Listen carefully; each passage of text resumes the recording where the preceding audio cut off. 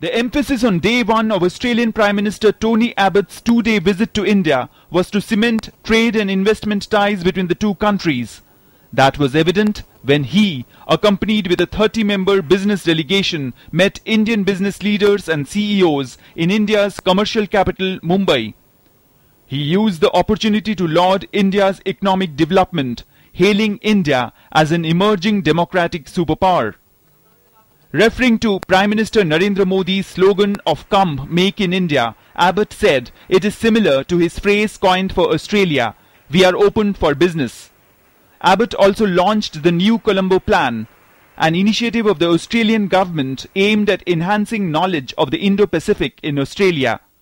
Under it, Australian graduates will receive support to study and undertake internships in the region. From next year, there will be hundreds of Australian students in India.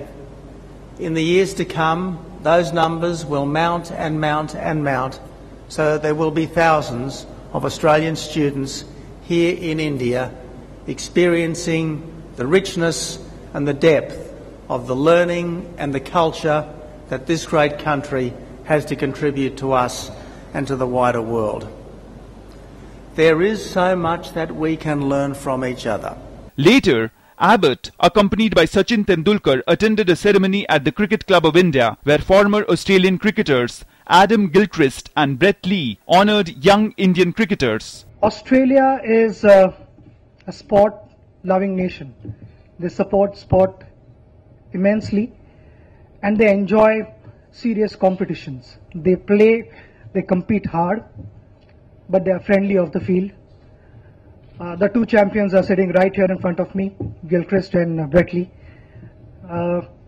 We've had some tussles on the field, but we continue to be friends of the field, and that is what is really important. As I said earlier, that the young diamonds are sitting here, so just you guys need to remember that. At the Taj Hotel, which was attacked during 26/11 in 2008, Abbott paid tributes to those who had died in the terror attack. On the second and final day of his visit, Abbott is slated to hold talks with the top Indian leadership, including the President, Vice President, Prime Minister and External Affairs Minister on Friday. Even though both the Prime Ministers are expected to discuss global, regional and bilateral issues, all eyes will be on whether the most awaited big-ticket bilateral agreement, the civil nuclear deal, fructifies during this visit of the Australian Prime Minister. Former Australian Prime Minister Gillard's visit to India in 2012 saw the commencement of the civil nuclear energy negotiations. The two countries have had 5 rounds of talks ever since the Labour Party reversed its decision to ban uranium sale to India. Abbott had told the Australian Parliament ahead of his visit to India that he is hoping to sign the deal that will enable uranium sales by Australia to India. Abbott favours a nuclear pact with adequate bilateral safeguards. Australia has about 1/3 of the world's recoverable uranium resources and exports nearly 7,000 tons a year. Besides the civil nuclear deal, both sides are expected to discuss defence, security and trade ties and sign pacts on mining, finance and education. We expect significant outcomes from the visit to further enhance our partnership.